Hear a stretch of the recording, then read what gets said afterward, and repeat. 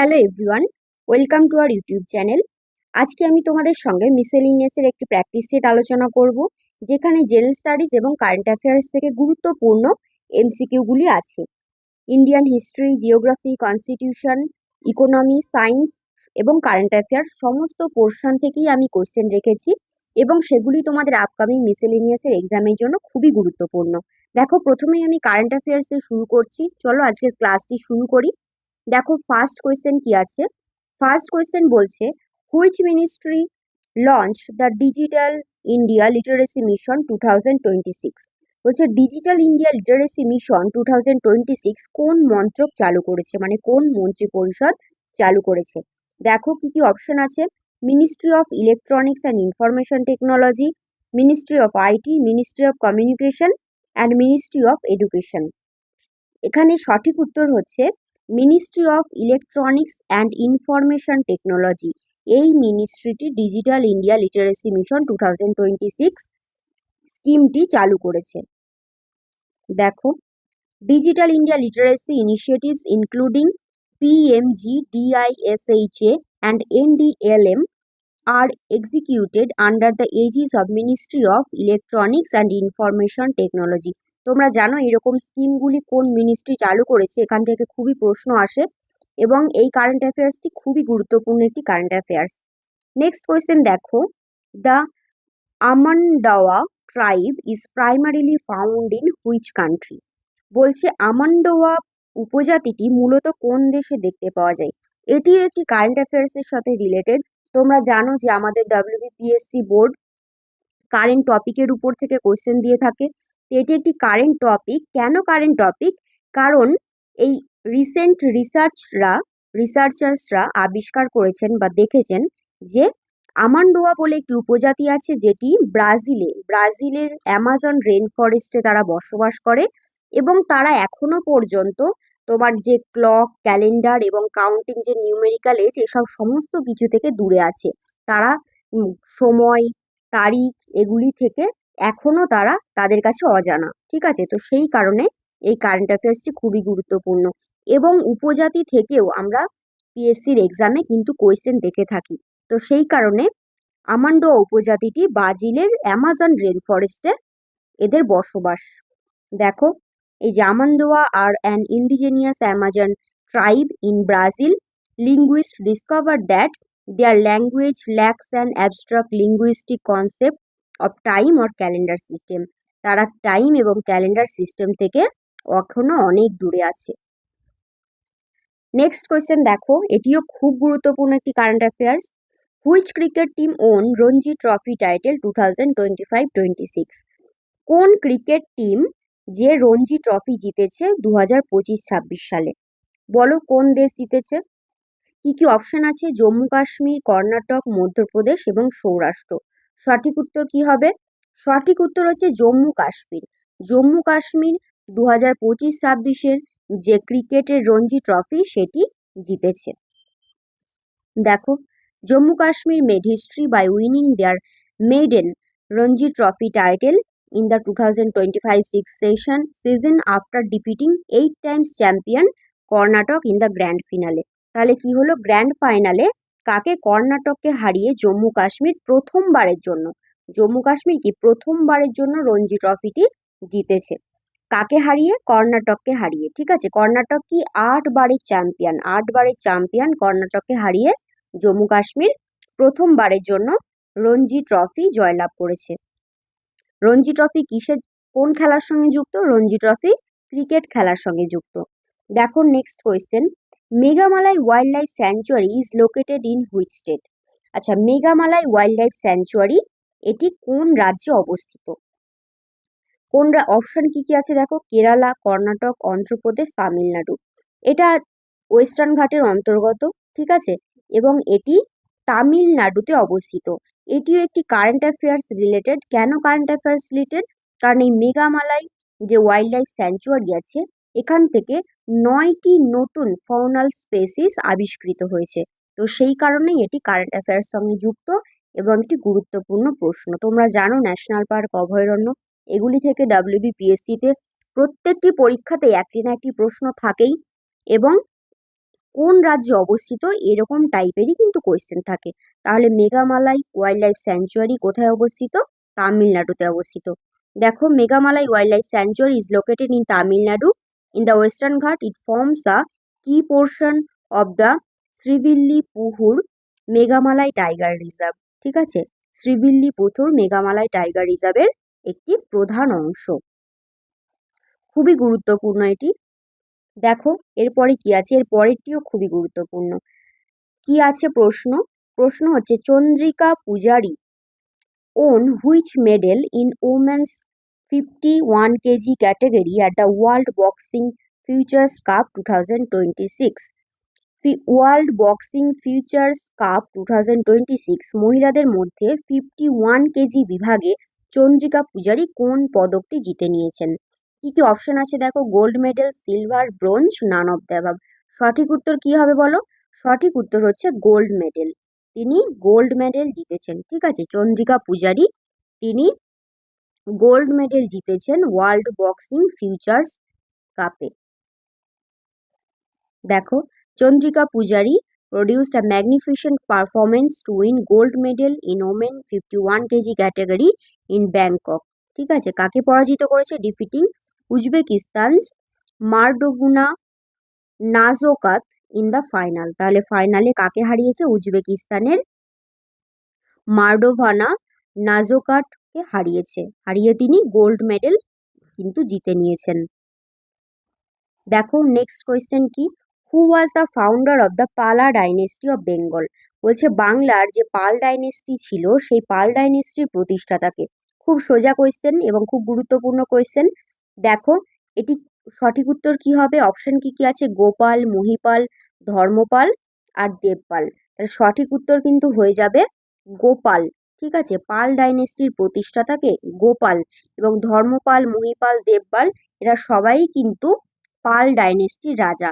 এদের ক্যাপিটাল কোথায় ছিল? পাল ডাইনেস্টির ক্যাপিটাল হচ্ছে মুঙ্গের। ঠিক আছে, পাল ডাইনেস্টির ক্যাপিটাল হচ্ছে মুঙ্গের। গোপাল একটি গুরুত্বপূর্ণ মহাবিহার প্রতিষ্ঠা করেছেন। কি? অদন্তপুরী মহাবিহার। অদন্তপুরী মহাবিহার তিনি প্রতিষ্ঠা করেছিলেন। ঠিক আছে, এই যে ধর্মপালের খালিমপুর কপার প্লেট, সেখান থেকে কিন্তু জানা যায় যে গোপাল পাল বংশের প্রতিষ্ঠাতা। ধর্মপালের সঙ্গে কি খালিমপুর কপার প্লেট কিন্তু যুক্ত, সেখান থেকেই তার সম্বন্ধে ইনফরমেশন পাওয়া যায়। এই যে ধর্মপাল, তিনি দুইটি মহাবিহার তৈরি করেছিলেন, খুব গুরুত্বপূর্ণ। কি কি? বিক্রমশিলা মহাবিহার এবং সোমপুরী মহাবিহার। কি কি? বিক্রমশিলা মহাবিহার, বিক্রমশিলা মহাবিহার আর সোমপুরী মহাবিহার। এই দুটি মহাবিহার কিন্তু ধর্মপাল প্রতিষ্ঠা করেছিলেন। খুব গুরুত্বপূর্ণ। কোথায়? দুটি কিন্তু বিহারে অবস্থিত। ঠিক আছে, আর দেবপাল, দেবপালও পাল ডাইনেস্টির একজন শ্রেষ্ঠ রাজা। তার আমলে আরব মার্চেন্ট সুলাইমান, ঠিক আছে, তার আমলে আরব মার্চেন্ট সুলাইমান তিনি পাল ডাইনেস্টি ভ্রমণে আসেন এবং পাল ডাইনেস্টিকে তিনি একটি নাম দেন। কি? রুহিমি। ঠিক আছে, তিনি একটি নাম দেন, সেটি হচ্ছে রুহিমি বা রুমি। খুব গুরুত্বপূর্ণ। দেবপালের সময়ে আরব মার্চেন্ট সুলাইমান তিনি কিন্তু পাল বংশ ভ্রমণে আসেন। তারপরে দেখো মহিপাল আছে অপশনে। মহিপালের সময় কি? মহিপালের সময় রাজেন্দ্র চোল, চোল রাজা রাজেন্দ্র চোল কিন্তু বাংলা অ্যাটাক করেন। ঠিক আছে, দেখো আশা করছি ইনফরমেশনগুলি তোমাদের খুবই কাজে লাগবে। দেখো কি বলছে, Gopal founded the Pala dynasty in around 750 AD।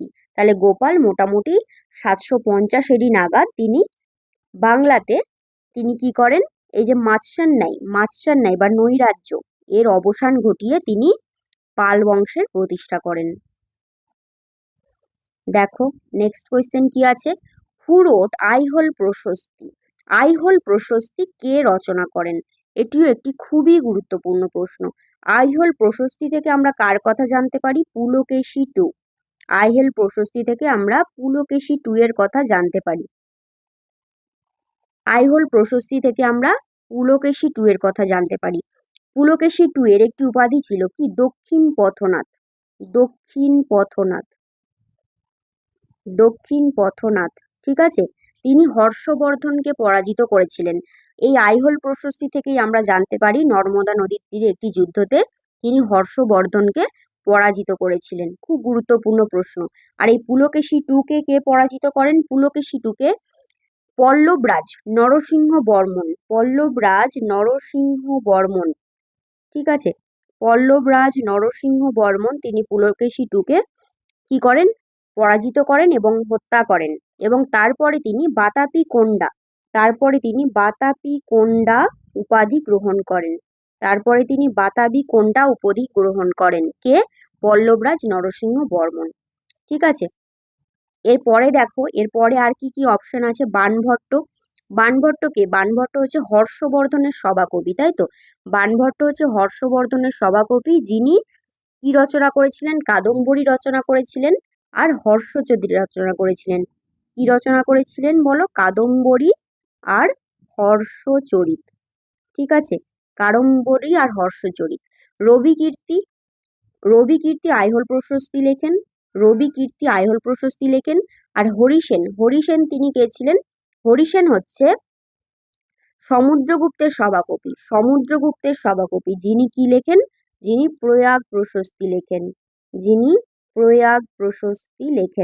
Prayag প্রশস্তি রচনা করেন। ঠিক আছে, কালিদাস চন্দ্রগুপ্ত টু এর রাজসভায় ছিলেন।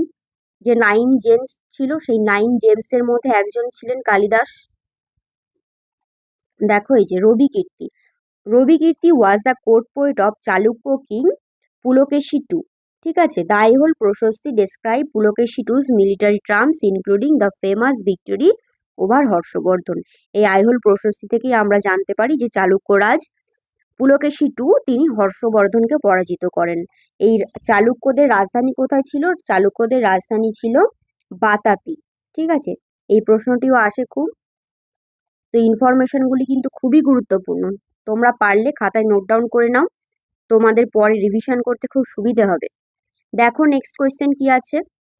হু was the founder of Tattvabodhini Sabha in 1839? বলছে 1839 খ্রিস্টাব্দে কে তত্ত্ববোধিনী সভা প্রতিষ্ঠা করেন? অপশনগুলো কি কি আছে দেখো। রাজা রামমোহন রায়, দেবেন্দ্রনাথ ঠাকুর, কেশবচন্দ্র সেন, ঈশ্বরচন্দ্র বিদ্যাসাগর। তো সঠিক উত্তর কি হয়ে যাবে? সঠিক উত্তর কিন্তু হয়ে যাবে দেবেন্দ্রনাথ ঠাকুর। ঠিক আছে, দেবেন্দ্রনাথ ঠাকুর তিনি তত্ত্ববোধিনী সভা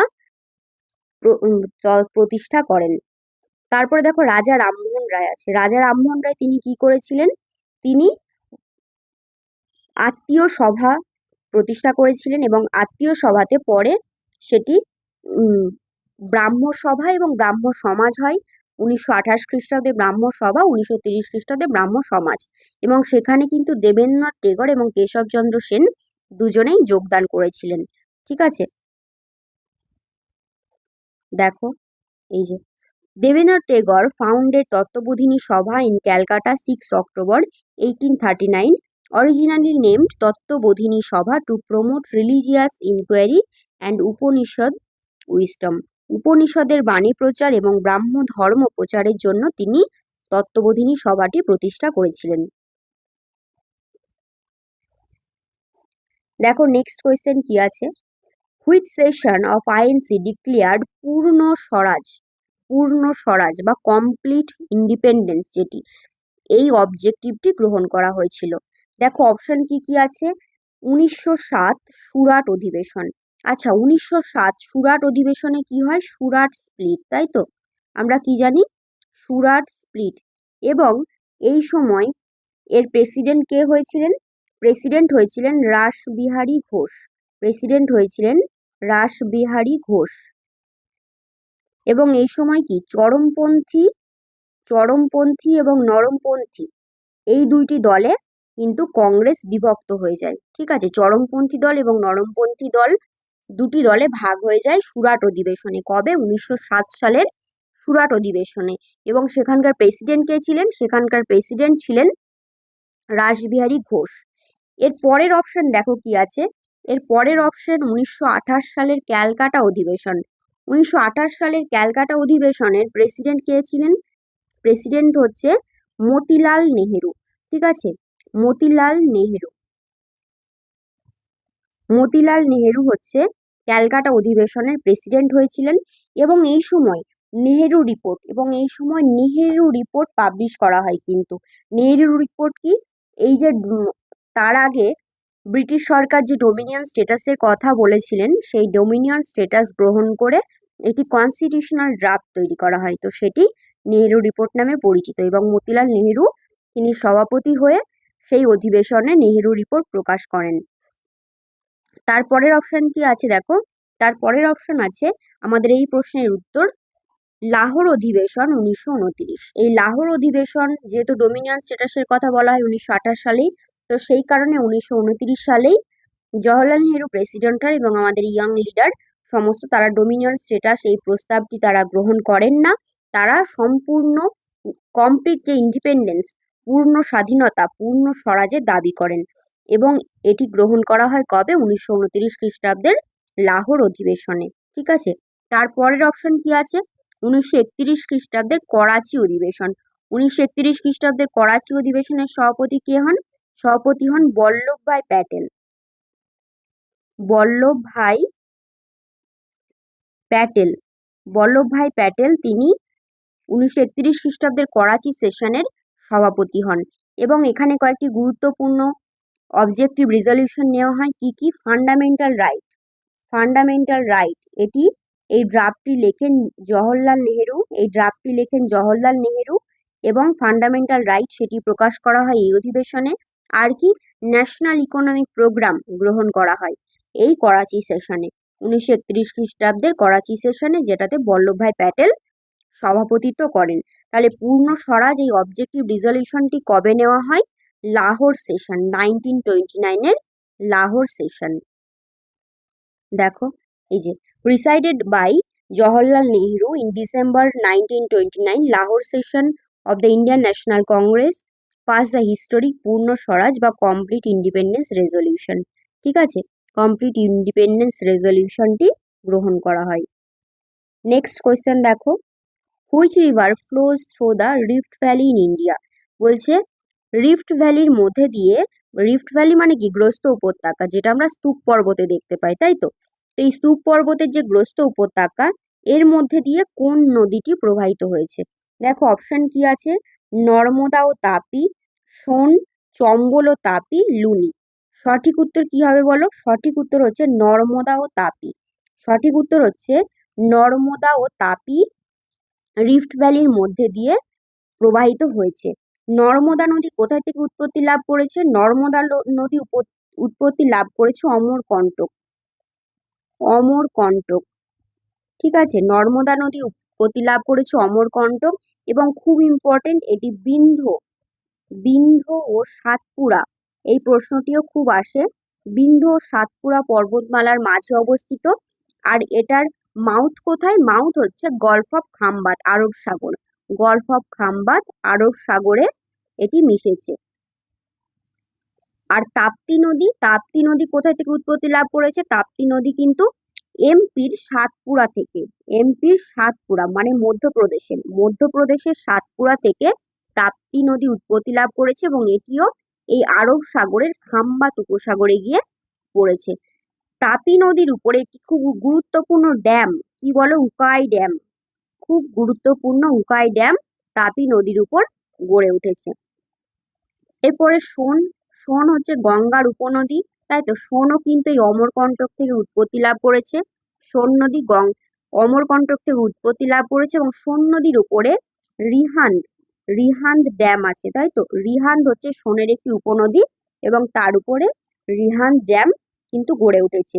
আর লুনি হচ্ছে আরাবল্লী থেকে উৎপত্তি লাভ করেছে এবং আরাবল্লী থেকে উৎপত্তি লাভ করে এটি আমরা কি জানি, রাজস্থানের থার মরুভূমির একটি খুবই গুরুত্বপূর্ণ নদী হচ্ছে লুনি নদী। আর লুনিকে কি বলা হয়? লুনি হচ্ছে কিন্তু অন্তর্বাহিনী নদী, খুব গুরুত্বপূর্ণ অন্তর্বাহিনী নদীর একটি উদাহরণ হচ্ছে লুনি নদী।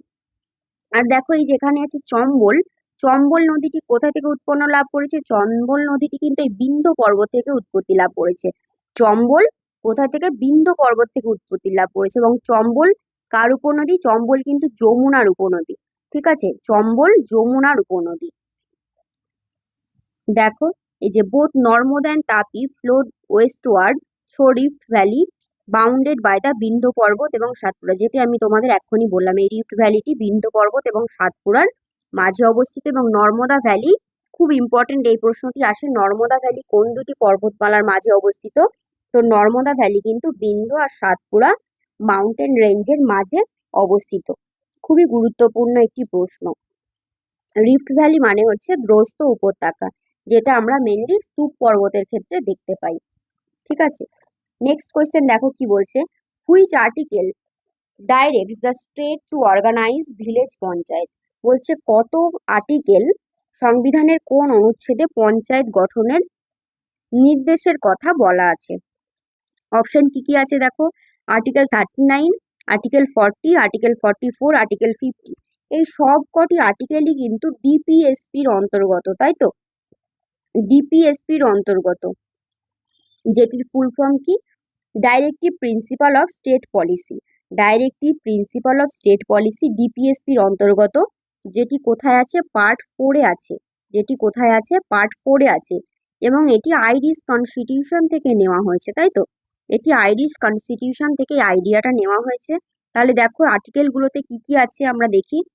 এই গ্রাম পঞ্চায়েত গঠনের কথা বলা হয়েছে কিন্তু 40তম আর্টিকেলে। ঠিক আছে, গ্রাম পঞ্চায়েত গঠনের কথা বলা হয়েছে কিন্তু 40তম আর্টিকেলে। এবং গ্রাম পঞ্চায়েত কত পার্টে আছে? গ্রাম পঞ্চায়েত 9th পার্টে আছে। শিডিউল কত? শিডিউল হচ্ছে 11। গ্রাম পঞ্চায়েতের শিডিউল হচ্ছে 11। এবং গ্রাম পঞ্চায়েতের আর্টিকেল কত বলো? আর্টিকেল হচ্ছে 243 থেকে 243-এর ও। ঠিক আছে, 243 থেকে 243-এর ও। এবং এটি 73rd অ্যামেন্ডমেন্টের মাধ্যমে 1992-তে এটি কিন্তু আমাদের সংবিধানের অন্তর্ভুক্ত হয়েছে। ঠিক আছে, খুব গুরুত্বপূর্ণ। তাহলে পঞ্চায়েত গঠনের কথা কোন আর্টিকেলে নির্দেশ দেওয়া হয়েছে স্টেটগুলিকে? আর্টিকেল 40। ঠিক আছে, এরপরে দেখো আর্টিকেল 44, খুবই গুরুত্বপূর্ণ একটি আর্টিকেল। আর্টিকেল 44 খুবই গুরুত্বপূর্ণ একটি আর্টিকেল। কি বলো? আর্টিকেল 44 হচ্ছে uniform civil code. Uniform civil code খুব গুরুত্বপূর্ণ। ইউনিফর্ম সিভিল কোড এখন খুব সচরাচর নিউজেও দেখা যায়। তো ইউনিফর্ম সিভিল কোড কিন্তু আর্টিকেল 44-এর অন্তর্গত। ঠিক আছে, এই যে আর্টিকেল 39, এটিও একটি ডিপিএসপির গুরুত্বপূর্ণ আর্টিকেল, যেখানে বলা হয় equal pay for equal work for men and women. পুরুষ এবং মহিলা নির্বিশেষে সমান কাজের জন্য কিন্তু সমান মাইনে, এই কথাটি 39তম আর্টিকেলে বলা হয়। এবং হেলথ ডেভেলপমেন্ট, চিলড্রেনদের ক্ষেত্রে হেলথ ডেভেলপমেন্টের কথাও কিন্তু এই আর্টিকেলে বলা হয়েছে। তারপরে দেখো আর্টিকেল 50। আর্টিকেল 50ও খুব গুরুত্বপূর্ণ। আর্টিকেল 50-তে কি বলা হয়? Separation of judiciary from executive. কি বলা হয় আর্টিকেল আর্টিকেল 50-তে? আর্টিকেল 50-তে বলা হয় separation of judiciary from executive. ঠিক আছে, ফ্রম এক্সিকিউটিভ। এক্সিকিউটিভ থেকে জুডিশিয়ারির সেপারেশনের কথা বলা হয় এই আর্টিকেল 50-তে। তাহলে সঠিক উত্তর কি হলো আমাদের এই প্রশ্নের? 40তম অনুচ্ছেদ বা 40তম আর্টিকেল। দেখো এই যে under article 40, DPSP directs the state to organize village panchayat and empower them to function as the units of self government. খুব গুরুত্বপূর্ণ একটি প্রশ্ন, তোমরা কিন্তু অবশ্যই মনে রেখো। দেখো এরপরে কি আছে।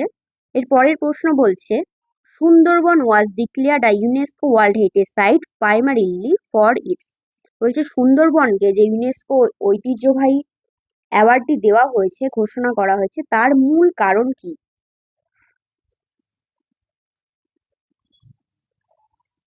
দেখো অপশনগুলি কি কি আছে। Tiger reserve, mangrove biodiversity and tiger reserve, sundari tree, none of the above. সঠিক উত্তর কি হবে বলো? সঠিক উত্তর হচ্ছে mangrove biodiversity and tiger reserve. ঠিক আছে, সুন্দরবনকে ইউনেস্কো ওয়ার্ল্ড হেরিটেজ সাইটের অন্তর্ভুক্ত করা হয়েছে কিসের জন্য? ম্যানগ্রোভ বায়োডাইভার্সিটি এবং টাইগার রিজার্ভের জন্য। খুব গুরুত্বপূর্ণ প্রশ্ন, খুব গুরুত্বপূর্ণ। এবং কবে হয়েছে সেটিও কিন্তু খুব গুরুত্বপূর্ণ, পরীক্ষায় আসে। দেখো Sundarban national park was inscribed in 1987 as World Heritage Site for its unique mangrove ecosystem, vast diversity and habitat for endangered Royal Bengal tiger। তো 1987 সালে এন্ডেঞ্জার্ড রয়্যাল বেঙ্গল টাইগারের যে বাসস্থান এবং ম্যানগ্রোভ ইকোসিস্টেম, এই দুটি কারণে কিন্তু ওয়ার্ল্ড হেরিটেজ সাইটের অন্তর্ভুক্ত করা হয়েছে সুন্দরবনকে। দেখো নেক্সট কোয়েশ্চেন কি আছে, minimum age required to become a member of Lok Sabha. বলছে লোকসভার মেম্বার হওয়ার জন্য ন্যূনতম বয়স কত হতে হয়। খুব গুরুত্বপূর্ণ একটি প্রশ্ন। এই প্রশ্ন কিন্তু পরীক্ষায় আসে। লোকসভার মিনিমাম এজ, রাজ্যসভার মিনিমাম এজ, প্রেসিডেন্ট হওয়ার মিনিমাম এজ, এগুলো কিন্তু পরীক্ষায় দেখা যায় এই প্রশ্নগুলো। ঠিক আছে, তাহলে কি খুবই গুরুত্বপূর্ণ হয়ে যাচ্ছে আমাদের পরীক্ষার জন্য। তো লোকসভার জন্য মিনিমাম এজ কি 25। ঠিক আছে, লোকসভার জন্য মিনিমাম এজ 25। আর রাজ্যসভার মিনিমাম এজ হচ্ছে 30। 30 বছর মিনিমাম দরকার রাজ্যসভার মেম্বার হওয়ার জন্য। আর প্রেসিডেন্টের জন্য কিন্তু 35। প্রেসিডেন্ট হওয়ার জন্য কিন্তু 35 প্রয়োজন মিনিমাম। দেখো, অ্যাকর্ডিং টু আর্টিকেল 84 এর B of the constitution, a citizen must be at least 25 years old to become the member of Lok Sabha and 30 for the Rajya Sabha. তাহলে কত নাম্বার আর্টিকেল অনুযায়ী? 84 এর বি আর্টিকেল অনুযায়ী কিন্তু একটা সিটিজেনকে যদি লোকসভার মেম্বার হতে হয় তাহলে তাকে মিনিমাম 25 বছর বয়স হতে হবে। এবং রাজ্যসভার জন্য সেটা কত? রাজ্যসভার জন্য সেটা কিন্তু 30। দেখো next question, which article provides for the controller and auditor general of India. বলছে কোন আর্টিকেলের মাধ্যমে ভারতের যে নিয়ন্ত্রক এবং মহাহিসাব রক্ষক ক্যাগের আর্টিকেল কত বলো? কি কি অপশন আছে দেখো, 148, 130, 123, 78। তাহলে ক্যাগের আর্টিকেল 148। ঠিক আছে, controller and auditor general article হচ্ছে তোমার 148। তো বর্তমানে ক্যাগ হচ্ছে কে সঞ্জয় মূর্তি। ঠিক আছে, কে সঞ্জয় মূর্তি হচ্ছে বর্তমানে ক্যাগ। তারপর দেখো এই যে 123, এই আর্টিকেলটিও খুব গুরুত্বপূর্ণ। কি এই আর্টিকেল অনুযায়ী? Ordinance power of president. ঠিক আছে, অর্ডিন্যান্স পাওয়ার অফ প্রেসিডেন্ট। তাহলে আর্টিকেল 23 অনুযায়ী ordinance power of president. Article 78ও খুব গুরুত্বপূর্ণ। 78 হচ্ছে ডিউটিজ অফ প্রাইম মিনিস্টার। ঠিক আছে, তাহলে আর্টিকেল 78 হচ্ছে ডিউটিজ অফ প্রাইম মিনিস্টার। আমাদের ক্যাগ কততম আর্টিকেল? তাহলে ক্যাগ হচ্ছে 148। দেখো এই যে article 148 provides for an independent office of CAG of India appointed by the president. তাহলে ক্যাগ কার মাধ্যমে নিযুক্ত হয়? ক্যাগ কিন্তু প্রেসিডেন্টের দ্বারা অ্যাপয়েন্ট হয়। দেখো নেক্সট কোয়েশ্চেন কি আছে, the rate of which RBI lends money to commercial bank for short term is. তো আরবিআই যে হারে বাণিজ্যিক ব্যাংকগুলোকে স্বল্প মেয়াদী ঋণ দান করে, তো কি কি অপশন আছে দেখো, bank rate, repo rate, reverse repo rate, কোনোটিই নয়। আচ্ছা, এই ব্যাংক রেট কি? ব্যাংক রেট হচ্ছে লং টার্মের জন্য। ঠিক আছে, ব্যাংক রেট হচ্ছে লং টার্মের জন্য। যখন আরবিআই কোনো কমার্শিয়াল ব্যাংককে, বাণিজ্যিক ব্যাংককে যখন লং টার্মের জন্য যখন লোন দেয় তখন সেটাকে বলা হয়, সেটা যে হারে দেয় সেটা হচ্ছে ব্যাংক রেট। আর রেপো রেট হচ্ছে শর্ট টার্মের জন্য। ঠিক আছে, রেপো রেট হচ্ছে শর্ট টার্মের জন্য। আর রিভার্স রেপো রেট কি? রিভার্স রেপো রেট হলো যখন আরবিআই কোনো কমার্শিয়াল ব্যাংকের থেকে ঋণ নেয় তখন যে হারে তাকে লোন প্রদান করে আরবিআই, সেটা হচ্ছে রিভার্স রেপো রেট। বর্তমানে ব্যাংক রেট কত বলো? বর্তমানে ব্যাংক রেট হচ্ছে 5.50%। ঠিক আছে, বর্তমানে ব্যাংক রেট হচ্ছে 5.50%। আর রেপো রেট কত? 5.25%। ঠিক আছে, 5.25%। আর রিভার্স রেপো রেট কত? 3.35%। বর্তমানে রিভার্স রেপো রেট হলো 3.35%। এই যে bank rate, repo rate, reverse repo rate, SLR, CRR, এগুলি সব আরবিআইয়ের মানিটারি পলিসির অন্তর্গত, তাই তো? আরবিআইয়ের মানিটারি পলিসির অন্তর্গত। দেখো এই যে repo rate is the interest rate at which the RBI lends money to commercial bank for short terms against government securities. ঠিক আছে, শর্ট টার্মের জন্য যে লোন দান করে সেটাকে বলা হয় রেপো রেট। আর লং টার্মের জন্য কি, লং টার্মের জন্য কিন্তু ব্যাঙ্ক রেট। খুব গুরুত্বপূর্ণ, মনে রাখবে শর্ট টার্ম রেপো রেট এবং লং টার্ম কিন্তু ব্যাঙ্ক রেট। নেক্সট কোয়েশ্চেন দেখো, escape velocity from the surface of earth is approximately. তো এসকেপ ভেলোসিটি মুক্তিবেগ, মুক্তিবেগ কি এমন একটা বেগ যেটির মাধ্যমে কোনো একটি বস্তু পৃথিবীর গ্র্যাভিটেশনাল ফোর্সের বাইরে যেতে পারে। তো কত সেটা অপশন কী কী আছে, 11.2, 10.2, 13.4, 16 কিলোমিটার পার সেকেন্ড কিন্তু। ঠিক আছে, তাহলে সঠিক উত্তর কী হবে, সঠিক উত্তর হচ্ছে 11.2 kilometre per second. 11.2 kilometre per second গতিবেগ হচ্ছে এসকেপ ভেলোসিটি, যার ফলে কোনো একটি বস্তু পৃথিবীর গ্র্যাভিটেশনাল ফোর্সের বাইরে চলে যায়। দেখো এই যে escape velocity is the minimum speed needed for an object to break free from Earth's gravitational field। ঠিক আছে, আর্থ গ্র্যাভিটেশনাল ফিল্ডের বাইরে যাওয়ার জন্য যে মুক্তিবেগটি প্রয়োজন সেটি হলো 11.2 কিলোমিটার পার সেকেন্ড। খুব গুরুত্বপূর্ণ একটি কিন্তু সায়েন্সের প্রশ্ন। তারপরের প্রশ্ন দেখো, which compound is known as the kings of chemicals. তো কোন কম্পাউন্ডটি কিংস অফ কেমিক্যালস নামে পরিচিত। অপশান কী কী আছে দেখো, hydrochloric acid, acetic acid, nitric acid, sulphuric acid. সঠিক উত্তর কী হবে বলো, সঠিক উত্তর হচ্ছে সালফিউরিক অ্যাসিড, তাই তো, সঠিক উত্তর হচ্ছে sulphuric acid. Kings of chemical বলা হয় সালফিউরিক অ্যাসিডকে, যার রাসায়নিক সংকেত কি H2SO4। এই H2SO4 বা সালফিউরিক অ্যাসিডের আরেকটি নাম আছে, কি বলো আরেকটি নাম, আরেকটি নাম হচ্ছে oil of vitriol, oil of vitriol. ঠিক আছে, অয়েল অফ ভিট্রিয়ল বলা হয় সালফিউরিক অ্যাসিডকে। এবং সালফিউরিক অ্যাসিড মেনলি কী কাজে ব্যবহৃত হয়, সালফিউরিক অ্যাসিড মেনলি গাড়ির ব্যাটারি এবং বিভিন্ন রাসায়নিক সার প্রস্তুতিতে সালফিউরিক অ্যাসিড ব্যবহার করা হয়। দেখুন এই নাইট্রিক অ্যাসিড আর হাইড্রোক্লোরিক অ্যাসিড এই দুটোকে 1:3 অনুপাতে মিশিয়ে 1:1 হচ্ছে নাইট্রিক অ্যাসিড এবং 3 হচ্ছে হাইড্রোক্লোরিক অ্যাসিড মিলিয়ে কি বানানো হয়, খুব important, Aqua Rizia. Aqua Rizia যেটি কি গোল্ড, প্ল্যাটিনাম এইসব ধাতুকে ডিজলভ করতে সাহায্য করে। আর অ্যাসিটিক অ্যাসিড কি আমরা জানি, অ্যাসিটিক অ্যাসিড হলো ভিনিগার। দেখো এই যে sulphuric acid H2SO4 king of chemicals because it is used extensively across virtually all manufacturing industries। তো এটি প্রায় সমস্ত ম্যানুফ্যাকচারিং ইন্ডাস্ট্রিতে ব্যবহার করা হয় বলে এটিকে বলা হয় কিংস অফ কেমিক্যালস।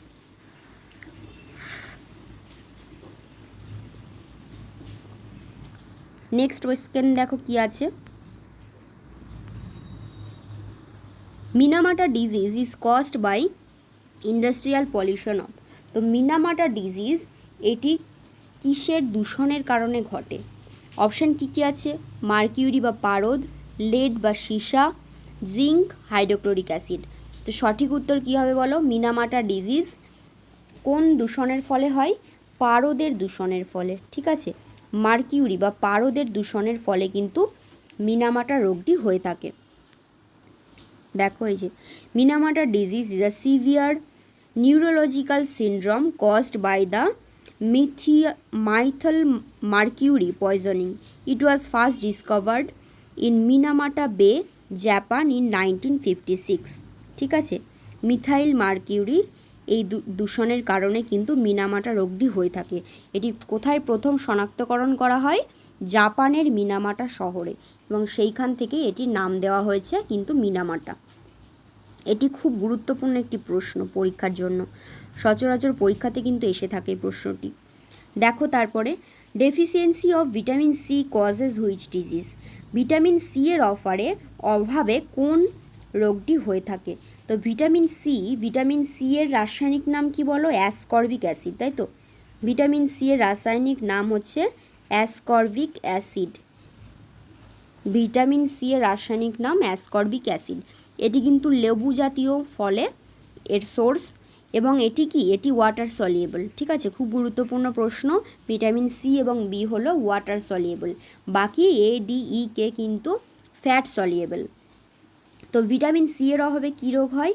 অপশন কি আছে? রিকেট। রিকেট কার অভাবে হয়? রিকেট হয় ভিটামিন ডি এর অভাবে, যার রাসায়নিক নাম হচ্ছে ক্যালসিফেরল। যার রাসায়নিক নাম হচ্ছে ক্যালসিফেরল। ক্যালসিফেরল ভিটামিন ডি এর অভাবে রিকেট রোগ হয়। তারপরে কি আছে? অ্যানিমিয়া। অ্যানিমিয়া কি? রক্তাল্পতা।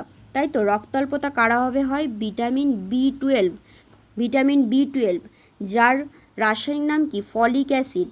যার রাসায়নিক নাম হচ্ছে ফলিক অ্যাসিড। ভিটামিন বি12 অভাবে তোমার অ্যানিমিয়া রোগ হয়। নাইট ব্লাইন্ডনেস মানে রাতকানা। রাতকানা কার অভাবে হয়? ভিটামিন এর অভাবে। ভিটামিন এর রাসায়নিক নাম কি? রেটিনল। তাই তো, ভিটামিন এর রাসায়নিক নাম রেটিনল। আর ভিটামিন সি এর অভাবে কি রোগ হয়? স্কারভি। ভিটামিন সি এর অভাবে কিন্তু স্কারভি রোগ হয়। দেখো এই যে ল্যাক অফ ভিটামিন সি, যার রাসায়নিক নাম ascorbic acid, causes scurvy leading to bleeding, gums, skin spotting এবং পোর উন্ড হিলিং। তো স্কারভি রোগ হলে সাধারণত কী হয়? মাড়ি থেকে রক্ত পড়ে, শরীর দুর্বল হয়ে যায় এবং যে কোনো স্কিনের যে কোনো ঘা শুকোতে কিন্তু দেরি হয়। তাহলে স্কারভি রোগ কার অভাবে হয়? ভিটামিন সি এর অভাবে।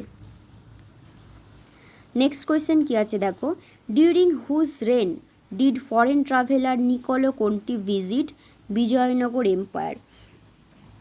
তো কার আমলে বিজয়নগর এম্পায়ারে নিকোলো কোন্টি আসেন? ফরেন ট্রাভেলার নিকোলো কোন্টি কার আমলে আসেন? তো বিজয়নগর এম্পায়ার প্রতিষ্ঠা কে করেন? বিজয়নগর এম্পায়ার কিন্তু প্রতিষ্ঠা করেন হরিহর আর বুক্কা। তাই তো, হরিহর আর বুক্কা বিজয়নগর এম্পায়ার প্রতিষ্ঠা করেন কবে? 1336-এ। ঠিক আছে, তো কার আমলে আসেন? Italian Niccolo Conti. Italian traveller কিন্তু নিকোলো কোন্টি আসে দেবরায়া 1-এর আমলে। দেখো অপশান বিতে আছে, দেবরায়া 1-এর আমলে কিন্তু আসে তোমার ইটালিয়ান ট্রাভেলার নিকোলো কোন্টি। তার আমলে আর একজন আসে, রাশিয়ান নিকিটিনও কিন্তু তোমার দেবরায়া 1-এর সময় আসে।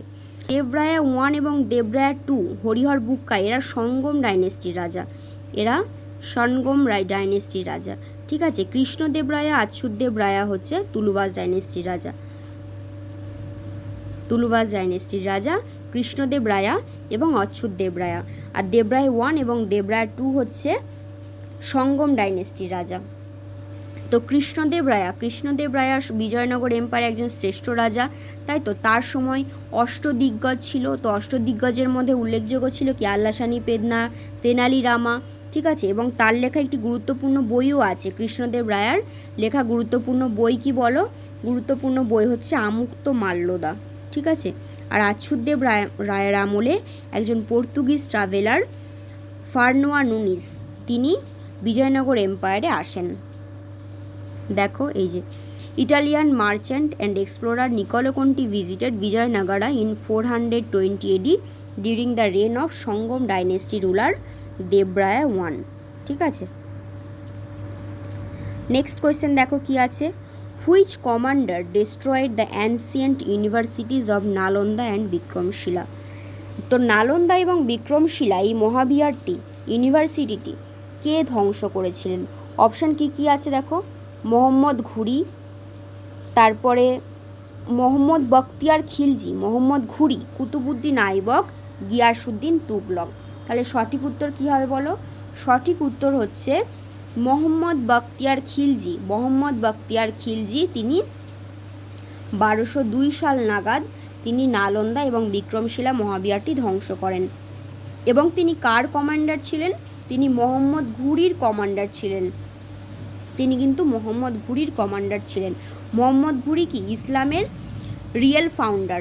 ঠিক আছে, মোহাম্মদ ঘুরি 1191 খ্রিস্টাব্দে এবং 1192 খ্রিস্টাব্দে তরাইনে যুদ্ধ করেন। কার সঙ্গে? পৃথ্বীরাজ চৌহানের সঙ্গে। যেখানে 1191 খ্রিস্টাব্দে পৃথ্বীরাজ চৌহান মোহাম্মদ ঘুরিকে পরাজিত করেন তরাইনের প্রথম যুদ্ধে, এবং 1192 খ্রিস্টাব্দে তরাইনের দ্বিতীয় যুদ্ধে কিন্তু মোহাম্মদ ঘুরি পৃথ্বীরাজ চৌহানকে পরাজিত করেন এবং হত্যা করেন। ঠিক আছে, তারপরে মোহাম্মদ ঘুরিকে কায়দারার যুদ্ধে 1178 সালে সোলাঙ্কি চালুক্য রুলার ভীমা টু কিন্তু ঘুরিকে পরাজিত করেন। তারপরে কি আছে দেখো, কুতুবুদ্দিন আইবক, তিনি দিল্লি সুলতানের প্রতিষ্ঠাতা, স্লেভ ডাইনেস্টি বা দাস বংশের তিনি প্রতিষ্ঠাতা এবং তিনি কুতুব মিনার নির্মাণ করেন। তারপরে গিয়াসুদ্দিন তুগলক কিন্তু তুগলক ডাইনেস্টির প্রতিষ্ঠাতা। ঠিক আছে, তাহলে কুতুব মিনার দাস বংশের প্রতিষ্ঠাতা এবং গিয়াসুদ্দিন তুগলক কিন্তু তুগলক বংশের রাজা প্রতিষ্ঠাতা। দেখো এই যে Turko Afghan military general Bakhtiyar Khilji attract and destroyed the world renowned Buddhist learning centre Nalanda and Vikramshila around 1193 থেকে 1200 এডি। তো মেনলি 1202 এডিতে। ঠিক আছে, এই নালন্দা ইউনিভার্সিটি কে বানিয়েছিলেন? নালন্দা ইউনিভার্সিটি বানিয়েছিলেন কিন্তু গুপ্ত শাসক কুমারগুপ্ত। নালন্দা ইউনিভার্সিটি বানিয়েছিলেন গুপ্ত শাসক কুমারগুপ্ত। দেখো নেক্সট কোয়েশ্চেন কি আছে, which among the following place was or were written by king Harshavardhana. তো কিং হর্ষবর্ধন তিনি কোন নাটকটি রচনা করেছিলেন? অপশন কি কি আছে দেখো, Nagananda, Ratnavali, Priyadarshika, all of this above. তো সঠিক উত্তর কী হবে বলো? সঠিক উত্তর কিন্তু অল অফ দ্য অ্যাবাভ হবে। কেন? কারণ তিনি এই তিনটি লিখেছিলেন, নাগানন্দ লিখেছিলেন, রত্নাবলী এবং প্রিয়দর্শিকা, এই তিনটি নাটকে কিন্তু হর্ষবর্ধনের লেখা। ঠিক আছে, হর্ষবর্ধন তিনি কোথাকার রাজা ছিলেন? থানেশ্বরের রাজা ছিলেন। তার রাজধানী কোথায়? থানেশ্বর। ঠিক আছে, আর তিনি পুষ্যভূতি ডাইনেস্টির রাজা ছিলেন। তার উপাধি কী ছিল? তার উপাধি ছিল সকল উত্তর পথনাথ।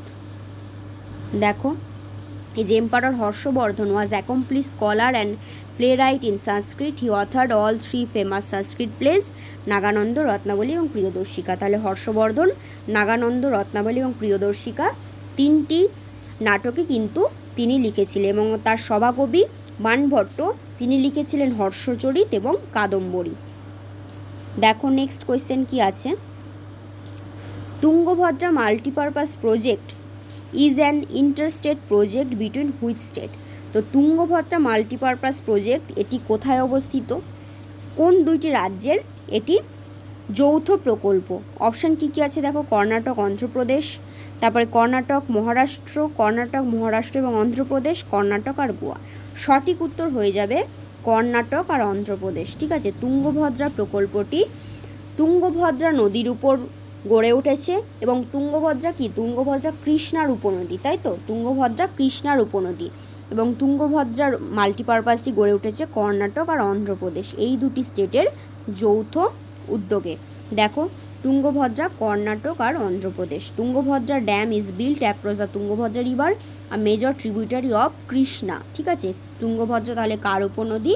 কৃষ্ণার উপনদী।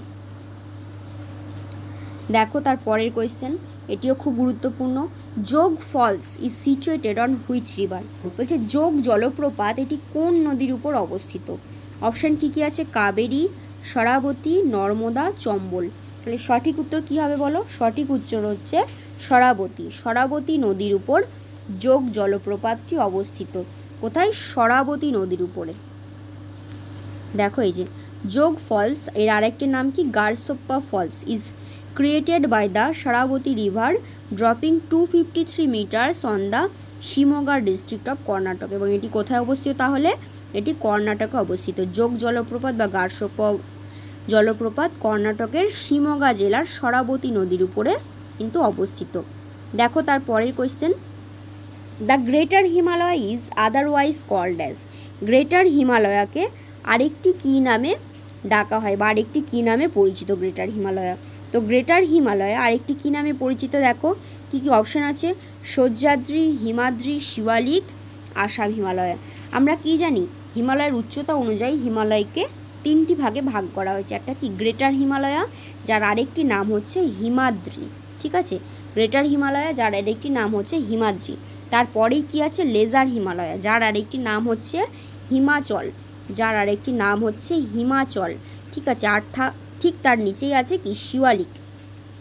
সহ্যাদ্রি কি? সহ্যাদ্রি হচ্ছে ওয়েস্টার্ন ঘাট, তাই তো, সহ্যাদ্রি হচ্ছে ওয়েস্টার্ন ঘাট। মহারাষ্ট্র, গোয়া এবং কর্ণাটকে ওয়েস্টার্ন ঘাট পর্বতমালা কিন্তু সহ্যাদ্রি নামে পরিচিত। আর আসাম হিমালয়া হিমালয়ের লঙ্গিটিউডিনাল এক্সটেনশনের একটি অংশ। আসাম হিমালয় কোথায় অবস্থিত বলো? কোন দুটি নদীর মাঝে? খুব গুরুত্বপূর্ণ, তিস্তা তিস্তা আর দিহাং মানে ব্রহ্মপুত্র। ঠিক আছে, তিস্তা আর দিহাং এই দুটির মাঝে কিন্তু আসাম হিমালয়া অবস্থিত। 25টি প্রশ্ন কমপ্লিট হলো। আশা করছি তোমাদের ক্লাসটি খুব ভালো লেগেছে এবং ক্লাসটি তোমাদের মিসেলিনিয়াস এক্সামের জন্য খুব হেল্পফুলও হবে। Thank you so much for watching.